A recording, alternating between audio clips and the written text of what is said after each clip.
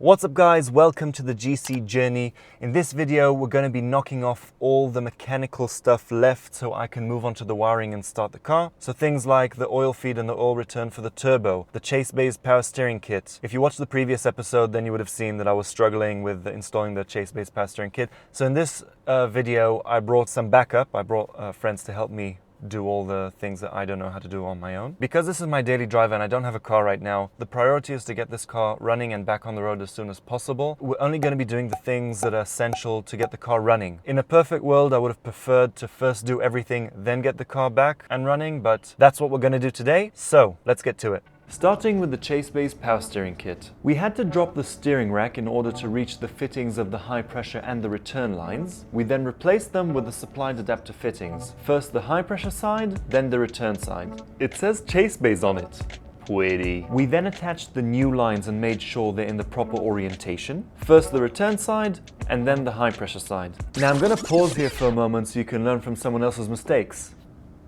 Mine. What you see here is the wrong way to attach the lines. The hard plastic looking line is the high pressure line. The steering rack's high pressure port is the one that is closer to the front of the car. Here we accidentally attached it to the return port, which is the one closer to the driver. So please learn from my mistakes and don't attach the lines as seen in this video.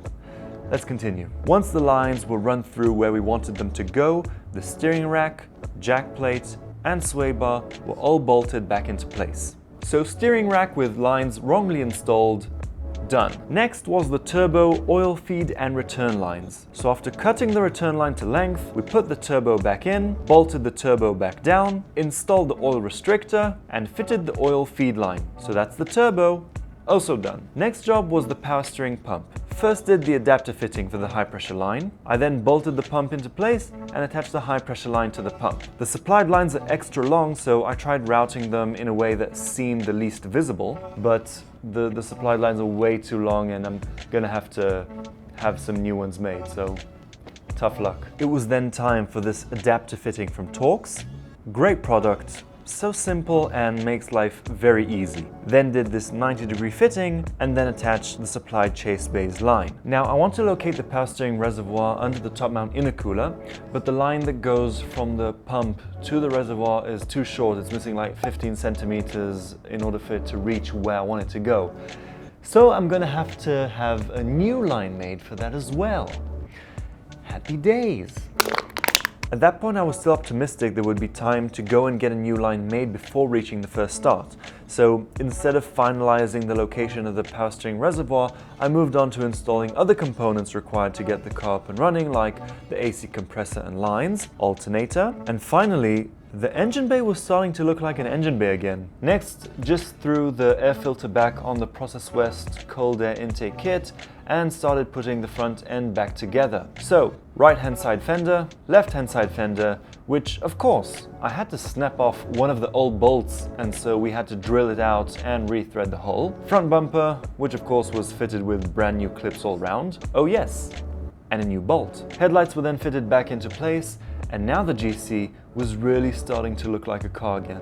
As you can see, I'm in a good mood now, but that's because I cut out all the footage of me sharing all my frustration on camera. And I'll share with you a bit of why I'm frustrated, or why I was frustrated. I've been waiting a long time to do this project and I had it all mapped out in my head, and I'm sure you can relate to the feeling of how you want everything to be perfect. Now, as I said in the beginning of the video, I was stressed for time and the priority is to get the car back on the road as soon as possible. So on top of like the catch cans and the fuse box that needs relocating and all these things that are gonna have to wait to be done sometime in the future after the car is up and running, there are a lot of other small things and it starts adding up.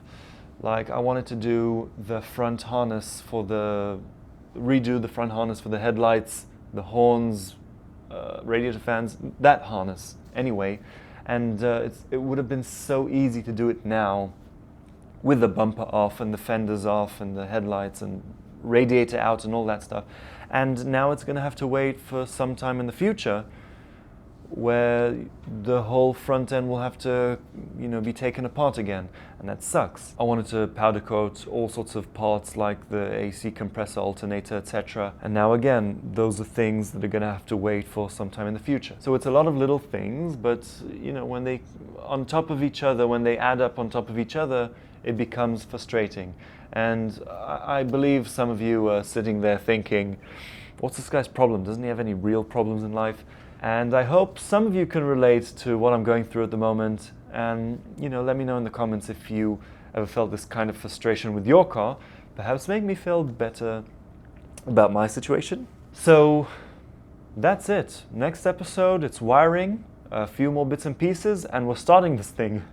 And, I'm curious to know, I'm curious to hear what the car will sound like, because when you change a lot of things all at once, so there are a lot of things that can affect the sound of the car, like the new headers now, and the downpipe, and the cold air intake kit instead of the airbox filter, and the turbo, I suppose, will also affect the sound, and the stage 2 cams, which I hope will add some idle low, I hope.